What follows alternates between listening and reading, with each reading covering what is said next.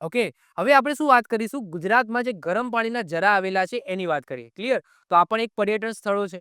તો ગુજરાતમાં આમ તો ઘણા બધા ઝરણા આવેલા છે ગરમ પાણીના, પરંતુ મુખ્ય ચાર છે. મુખ્ય ચાર જગ્યાએ તમને ગરમ પાણીના ઝરણા જોવા મળશે. તો એ ગરમ પાણીના જે ઝરણા છે એની વાત આપણે વન બાય વન એક એક કરીને ચારે ચાર જોઈ લઈએ.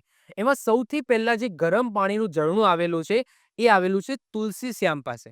હવે તુલસી શ્યામ ક્યાં આવેલું છે? તો ગીર સોમનાથમાં આવેલું છે. હવે તુલસી શ્યામમાં તમને મંદિર પણ જોવા મળશે. કોનું મંદિર છે? તો કૃષ્ણ અને રૂકમણીનું મંદિર છે.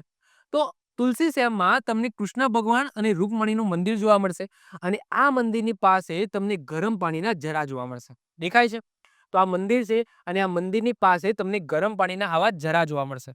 હવે ગરમ પાણીના ઝરાનો મતલબ શું થાય? કે એવું પાણી પહેલા તો ખાલી ના થાય. તમે ગમે એટલું લો પાણી, ભૂગર્ભમાંથી એ પાણી આવતું જ જાય અને ગરમ રહે. શિયાળો હોય, ઉનાળો હોય, ચોમાસું હોય, કંઈ પણ ઋતુ હોય, પાણી ગરમ હોય. તો આને શું કહીશું આપણે? ગરમ પાણીના ઝરા કહીશું. ક્લિયર? જે ભૂગર્ભમાંથી આ પાણી સતત આવતું જ રહે છે. ક્યારેય પણ ખાલી ન થાય. તો આવું ઝરણું તમને ક્યાં જોવા મળશે? તુલસી શ્યામમાં જોવા મળશે, ગીર સોમનાથ જિલ્લાની અંદર. ઓકે. બીજા નંબરે ક્યાં જોવા મળશે? બીજા નંબરે જોવા મળશે નવસારીની અંદર. ક્યાં આવેલું છે? નવસારીમાં ક્યાં? તો ઉનાઈમાં. તો ઉનાઈમાં તમને ઉનાઈ માતાનું મંદિર જોવા મળશે અને આ ઉનાઈ માતાના મંદિરની પાસે તમને ગરમ પાણીનું ઝરો જોવા મળશે, જ્યાં ભૂગર્ભમાંથી સતત ગરમ પાણી આવ્યા જ કરે છે. વાત કરીએ આપણે ઉનાઈની, તો ઉનાઈ એ નવસારી જિલ્લામાં આવેલું એક ગામ છે. ઉનાઈ માતા મંદિર માટે પ્રખ્યાત છે અને ઉનાઈ માતા એ હિન્દુ દેવી ઉષ્ણા અંબાના માતાનું એક મંદિર છે. ઓકે, ઉષ્ણા અંબા માતાનું અહીંયા ઉષ્મા અંબા તરીકે અહીંયા બિરાજમાન છે અને ઉનાઈ માતા તરીકે પ્રસિદ્ધ છે.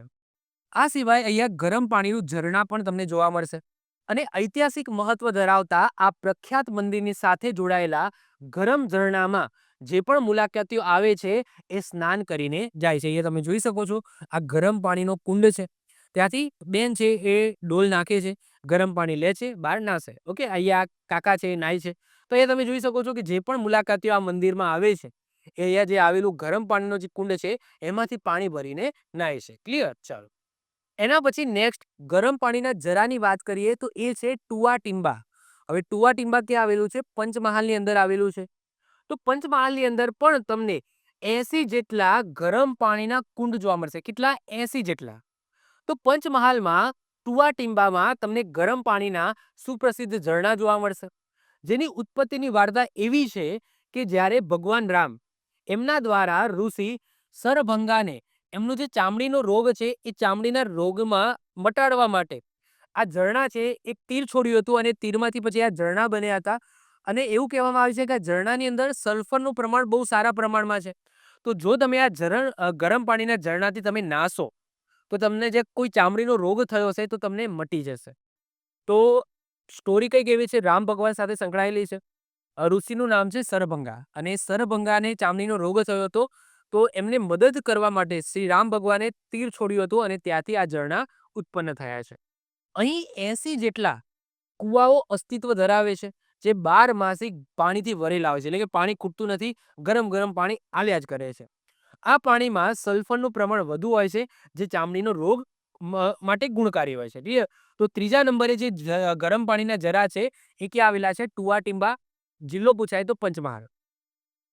એના પછી 78 લસુંદ્રા. લસુંદ્રા ક્યાં આવેલું છે? ખેડાની અંદર. તો જે ચોથા નંબરે જે જગ્યાએ ગરમ પાણીના ઝરા આવેલા છે એ છે ખેડામાં આવેલું લસુંદ્રા. લસુંદ્રા એ ખેડા જિલ્લાના કથલાલ તાલુકામાં આવેલું એક ગામ છે. અહીં એક કુદરતી અજાયબી છે. એવી અજાયબી છે કે ગરમ અને ઠંડા પાણીના કુંડ એક જ જગ્યાએ એક જ દિવાલ વચ્ચે છે અને આવેલા છે. ઓકે, એ તમે જોઈ શકો છો. તો આ જે બધા કુંડ છે ને એમાંથી અમુક ઠંડા પાણીના છે, અમુક ગરમ પાણીના છે.